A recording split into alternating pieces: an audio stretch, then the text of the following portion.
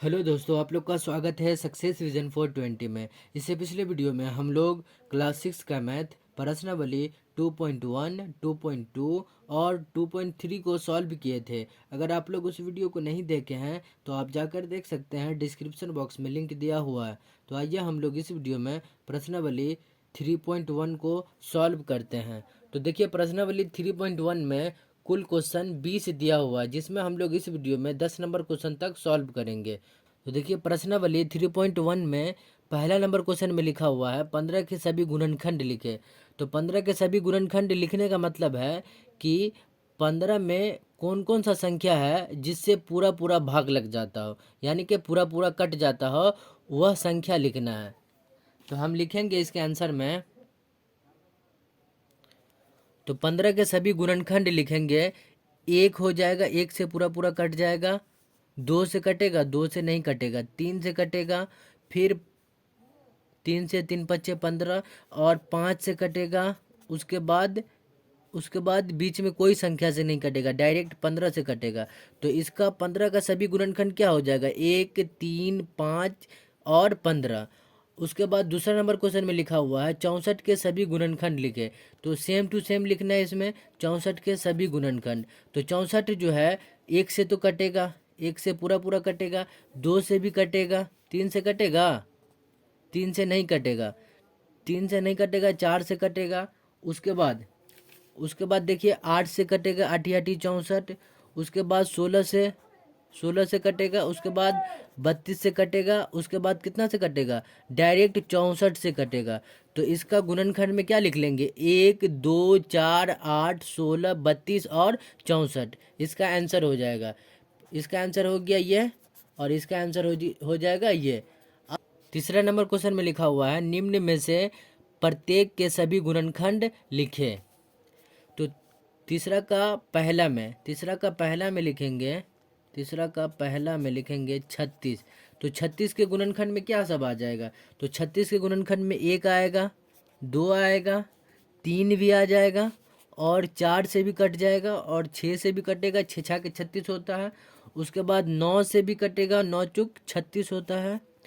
उसके बाद 12 से भी कटेगा, और उसके बाद 18 से भी कटेगा, और उसके बाद डायरेक्ट 36 से कटेगा। यानी कि इसमें 36 के सभी गुणनखंड में क्या सब आएगा? 1, 2, 3, 4, 6, 9, 12, 18 और 36। तो इसके आंसर में लिख दीजिएगा 1, 2, 3, 4, 6, 9, 12, 18 और 36। और दूसरा में देखिए, दूसरा 45 का। तो 45 में क्या सब आएगा? तो 45 में तो एक तो आएबे करेगा, एक आएगा कि नहीं आएगा? आएगा। उसके बाद तीन भी आएगा, 15 45। उसके बाद पाँच आएगा, पाँच आएगा कि नहीं आएगा? पाँच भी आएगा। उसके बाद नौ आएगा, नौ पंचे 45। उसके बाद 15 आएगा। उसके बाद डायरेक्ट 45 आ जाएगा, क्योंकि इस बीच में कोई भी ऐसा संख्या नहीं है, कोई भी ऐसा संख्या नहीं है जिससे 45 पूरा पूरा कट जाए। ठीक है, तो 45 में क्या सब आ जाएगा? 1, 3, 5, 9, 15 और 45। ठीक है। उसके बाद तीसरा में देखिए 78 है। 78 में क्या सब आएगा? तो देखिए, 78 में तो एक आएगा ही, दो भी आएगा, और तीन भी आएगा। तीन आएगा कि नहीं आएगा? तीन और छः भी आएगा, और छः के बाद डायरेक्ट 13 आ जाएगा। उसके बाद 13 के बाद 26 आ जाएगा।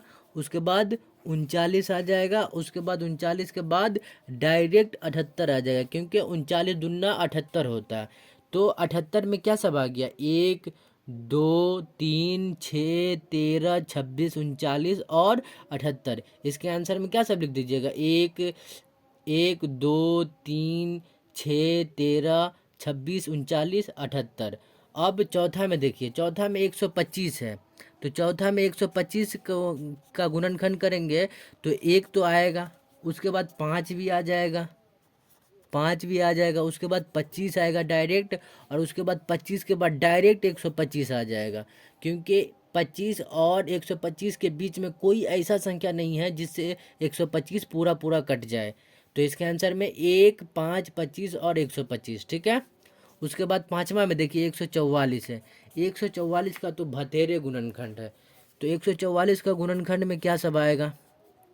1 आ जाएगा, 2 आ जाएगा, 3 आ जाएगा, 4 आ जाएगा, 5 नहीं आएगा, 6 आएगा, 6 7 नहीं आएगा, 7 नहीं आएगा, 8 आएगा, उसके बाद 9 आएगा, 10 11 नहीं आएगा, 12 आएगा, उसके बाद 12 के बाद डायरेक्ट 16, 16 के बाद डायरेक्ट 18, उसके बाद 24, उसके बाद 36, उसके बाद 48 आ जाएगा, उसके बाद 72 आ जाएगा, उसके बाद डायरेक्ट 144 आ जाएगा, क्योंकि 44 दूना 72 दूना 144 होता है। ठीक है, तो इसमें 144 का गुणनखंड में क्या सब आया? 1 2 3 4 6 8 9 12 16 18 24 36 48 48 72 और 144।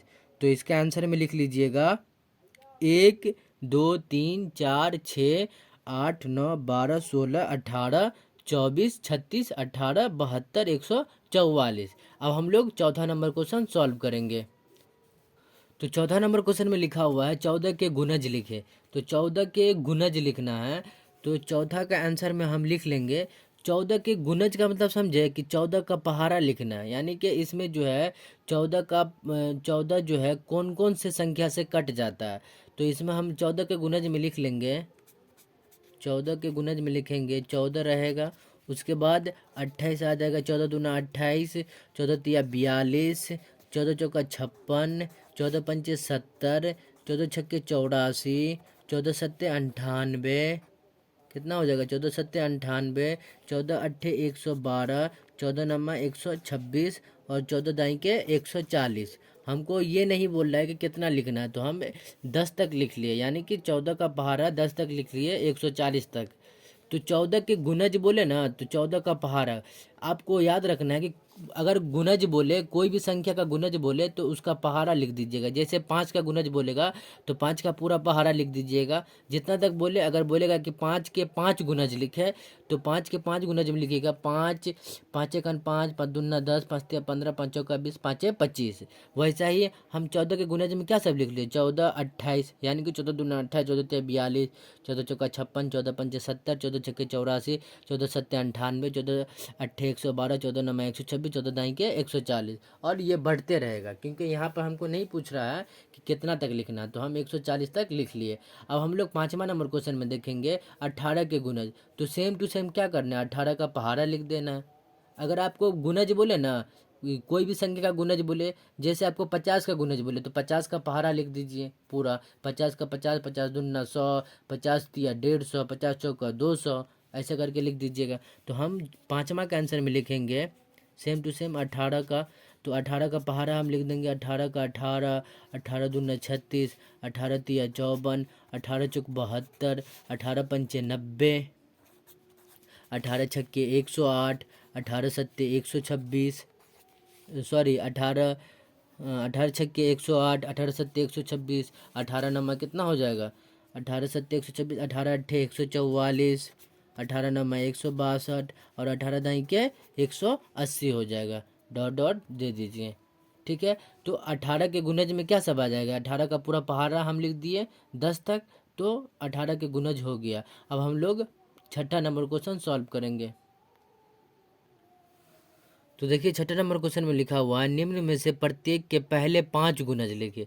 देखिए इसमें क्या बोल रहा है? 5 गुणज। इसमें नहीं बोला था कि 5 गुणज लिखे, तो हम यहाँ पे 10 तक लिख लिए थे, और इसमें पहले 5 गुणज, यानी कि पहले 5 गुणज तक ही हमको लिखना है। तो यहाँ पे हम छठा का लिखेंगे, छठा का पहला में लिखेंगे। छठा का पहला में क्या है? 4 है, तो 4 के पहले 5 गुणज लिख लेंगे। 4 एकन 4, 4 दूना 8, 4 तिया 12, 4 चौका 16 और 4 पंचे 20 हो जाएगा। इसके पहले 5 गुणज क्या हो गया? 4 का 4, 4 दूना 8, 4 तिया 12, 4 चौका 16, 4 पंचे 20। छठा का दूसरा में है 12, तो दूसरा में लिख लेंगे 12 के 5 गुणज। तो 12 के 5 गुणज 12 एकन 12, 12 दूना 24, 12 तिया 36, 12 चौका 48, 12 पंचे 60। उसके बाद तीसरा में देखिए 30 के 5 गुणज। तो 30 के 5 गुणज में लिख लेंगे 30 के 5 गुना इसमें 30 का 30, 30 दूना 60, 30 तिया 90, 30 चौका 120, 30 पंचे 150। क्या हो जाएगा?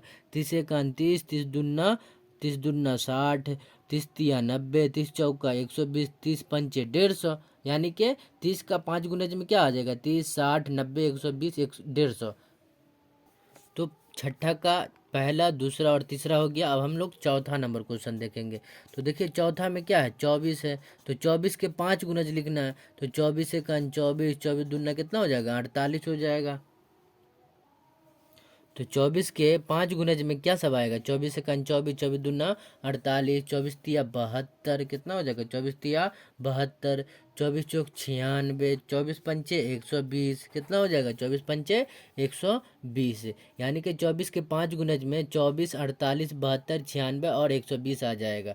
और उसके बाद लास्ट वाला क्वेश्चन, छठा का लास्ट वाला क्वेश्चन में लिखा हुआ है 50। 50 के 5 गुनज, यानी कि 50 के 5 गुनज में लिखेंगे 50 से 50, 50 दूना 100, 50 तिया 150 और 50 चौका कितना हो जाएगा? 200 और 50 पंचे 250। तो छठा का निम्न में से प्रत्येक के पहले 5 गुनज, यानी कि पहला, दूसरा, तीसरा और चौथा और पांचवा का हम बना लिए। अब हम लोग 7वां नंबर क्वेश्चन सॉल्व करेंगे। तो 7वां नंबर क्वेश्चन में लिखा हुआ है, देखिए, सबसे छोटी अभाज्य संख्या बताएं। तो पहले हम जान लेंगे कि अभाज्य संख्या किसे कहते हैं। तो देखिए अभाज्य संख्या किसे कहते हैं? वह संख्या जिसमें केवल दो संख्या से भाग लगे उसे हम क्या कहते हैं? अभाज्य संख्या कहते हैं। या जिसका केवल दो गुणनखंड हो, उसे हम अभाज्य संख्या कहते हैं। याद रखना है कि अभाज्य संख्या उसे कहते हैं जिसमें केवल दो संख्या से भाग लगे उसे हम अभाज्य संख्या, या ये भी याद रखना है कि केवल जिसका दो गुणनखंड हो, उसे हम अभाज्य संख्या कहते हैं। जैसे 2, 3, 5, 7, 11, 13, 17। तो आप जिसका केवल दो गुणनखंड हो उसे हम क्या बोलते हैं? अभाज्य संख्या कहते हैं। जैसे हम 13 का देखिए, तो 13 जो है एक और 13 से विभाजित होगा, इसलिए इसका केवल कितना गुणनखंड है? दो गुणनखंड है, इसलिए इसको हम अभाज्य संख्या बोलेंगे। तो 13 क्या है? अभाज्य संख्या। तो इसमें क्या बोल रहा है? सबसे छोटी अभाज्य संख्या। तो सबसे छोटी अभाज्य संख्या में क्या आ जाएगा? 2 आ जाएगा। तो इसका आंसर में लिख लेंगे सबसे छोटी अभाज्य संख्या 2 है। तो 7वां का आंसर में क्या लिखिएगा? सबसे छोटी अभाज्य संख्या 2 है। अब हम लोग 8वां नंबर क्वेश्चन सॉल्व करेंगे। तो देखिए 8वां नंबर क्वेश्चन में लिखा हुआ है सम अभाज्य संख्या बताएं। तो सम अभाज्य संख्या का मतलब क्या होता है? तो पहले हम जान लेते हैं कि सम संख्या किसे कहते हैं। तो सम संख्या उसे कहते हैं, सम संख्या वैसी संख्या जो दो से पूरा पूरा कट जाए उसे हम सम संख्या कहते हैं। ठीक है, जैसे 2, 4, 6, 8, 10, 12, 14 इत्यादि। ठीक है, तो हमको क्या बोल रहा है? सम अभाज्य संख्या बताए। तो सम अभाज्य संख्या 2 से स्टार्ट हो रहा है सम संख्या। तो क्या है? 2 जो है, दो एक अभाज्य संख्या भी है और सम संख्या भी है। तो इसमें सम अभाज्य संख्या बताए। तो सम अभाज्य संख्या में क्या हो जाएगा? 2 लिख लीजिएगा इसके आंसर में। तो 8वां के आंसर में क्या लिख लीजिएगा? सम अभाज्य संख्या में 2 हो जाएगा। ठीक है, अब हम लोग 9वां नंबर क्वेश्चन सॉल्व करेंगे। तो देखिए 9वां नंबर क्वेश्चन में लिखा हुआ है 3 अभाज्य युग्म का उदाहरण दे। 3 अभाज्य युग्म का। तो इसके आंसर में हम लिखेंगे, 9 का आंसर में लिखेंगे 3 अभाज्य युग्म का। तो पहला क्या है? पहला 5 लिख लेंगे और 7 लिख लेंगे, पहला युग्म हुआ। और दूसरा में हम लिख लेंगे 11 और 13, लगातार आ रहा है क्योंकि 5 के बाद 7 आ रहा है अभाज्य। उसके बाद हम लिख लेंगे 17 और 19 लिख लेंगे। तो 3 अभाज्य युग्म में हम क्या सब लिख लिए? 5, 7 और 11, 13 और 17, 19। इसका आंसर में यही हो जाएगा। पहला में ये लिख दीजिएगा और दूसरा में ये और तीसरा में ये। अब हम लोग 10वां नंबर क्वेश्चन सॉल्व करेंगे। तो 10वां नंबर क्वेश्चन में लिखा हुआ है निम्न में से कौन सी अभाज्य संख्या है? तो इसमें से बताना है कि इसमें कौन कौन सी संख्या है जो अभाज्य है और अभाज्य नहीं है। तो हम 10वां का आंसर में लिखेंगे, 10वां का पहला में क्या है? ए में है 23। तो 23 जो है 23 जो है अभाज्य संख्या है कि नहीं। तो हम आपको बताए हैं कि अभाज्य संख्या किसे कहते हैं, जिसका केवल 2 गुणनखंड हो। तो 23 का क्या सब हो जाएगा, 1 हो जाएगा और 23 हो जाएगा, यानी कि ये अभाज्य संख्या है। और बी में देखिए, बी में क्या है 28।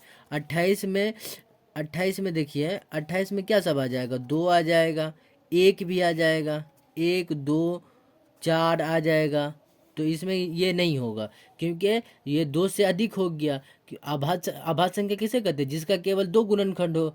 तो पहला तो हो गया, लेकिन दूसरा नहीं हुआ। अब तीसरा में देखेंगे 42। तो 42 भी नहीं होगा, क्योंकि ये देखिए 1 से कटेगा, 2 से कटेगा, 3 से कटेगा, तो इसका 2 से अधिक हो गया, तो ये नहीं होगा अभाज्य संख्या। और डी में देखिए, डी में क्या है 9 है। अब ये भी चेक कर लेंगे, तो 1 आ जाएगा, इसका 3 आ जाएगा और 9 आ जाएगा। तो ये जो है क्या हो जाएगा इसका, इसमें कितना गुणनखंड हो गया, 3 गुणनखंड हो गया, तो ये भी नहीं होगा। अभाज्य संख्या किसे कहते हैं, जिसका केवल 2 गुणनखंड हो। उसके बाद ई में देखिए, ई में क्या है 31 है। तो 31 में क्या सब आएगा, 1 आएगा और 31 आएगा, यानी कि इसका आंसर क्या हो जाएगा, 31 हो जाएगा और 23 हो जाएगा। इसका 31 और 23 हो जाएगा। तो इसमें पूछ रहा है कि निम्न में से कौन सी अभाज्य संख्या है। तो 31 और 23 इसका अभाज्य संख्या है, और बाकी सब जो है भाज्य संख्या। और अभाज्य संख्या किसे कहते हैं, जिसका केवल 2 गुणनखंड हो, उसे हम अभाज्य संख्या कहते हैं। आई होप आप लोग को यह वीडियो पसंद आया हो। अगर पसंद आया हो तो लाइक करें, और चैनल पर नए हो तो चैनल को सब्सक्राइब कर लें। मिलते हैं नेक्स्ट वीडियो में, तब तक के लिए जय हिंद जय भारत।